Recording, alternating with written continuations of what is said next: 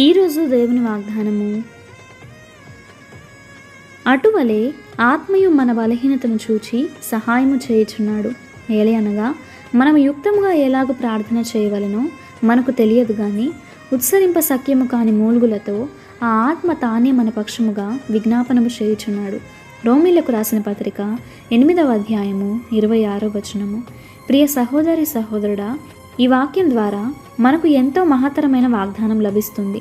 మనం బలహీనలమైనప్పుడు, మన హృదయం వేదనలో ఉండగా, ప్రార్థించడానికి మాటలు రాక మౌనులమై ఉన్నప్పుడు మన పక్షమున దేవుని ఆత్మ తానే ప్రార్థిస్తాడు అని వాక్యం మనకు తెలియజేస్తుంది. మన పరిస్థితి పూర్తిగా శూన్యం అనిపించే స్థితిలో మనం చేయగలిగే ఏకైక పని దేవుణ్ణి ఆశ్రయించడము, ఆయన కృప కోసం వేడుకోవడము.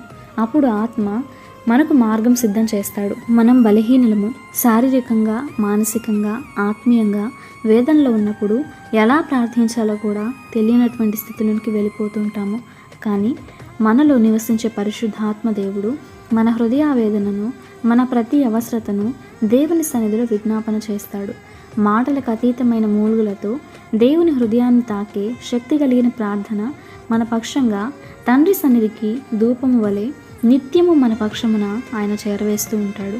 మనం మౌనంగా ఉన్నా ఆయన మాట్లాడతాడు. ఆయన కునుకడు, నిద్రించడు. నిత్యము ప్రార్థించువానిగా మన కన్నీటిని ప్రార్థనగా మలచి దేవుని సింహాసనానికి చేరవేస్తాడు. ఈ వాక్యం వింటున్న నీవు బలహీనురాలివిగా ఉన్నప్పటికీ నీ పక్షమున బలవంతుడైన దేవుడు యుద్ధం చేస్తాడు. నీ సమస్యకు పరిష్కారంగా సమాధానం అనుగ్రహిస్తాడు. దేవుని పరిశుద్ధాత్మ మీకు తోడై ఉండునుగాక. ప్రార్థన. పరలోకమందున మా తండ్రి, నీ వాగ్దానాన్ని బట్టి నీ కృతజ్ఞతాస్తుతులు చెల్లిస్తున్నామయ్యా. మా పరిస్థితులను బట్టి మేము ఒంటరిలం అనుకుంటాం, కృంగిపోతాము. కానీ మా పక్షమున విజ్ఞాపన చేయు విజ్ఞాపనకర్తగా నీవున్నావు. ఆ ధైర్యమే మా జీవితాల్లో గొప్ప కార్యాలు చూచినట్లు చేస్తున్నందుకు నీకు వందనాలు చెల్లిస్తూ యేసు నామంలో ప్రార్థిస్తున్నాము తండ్రి. ఆమేన్.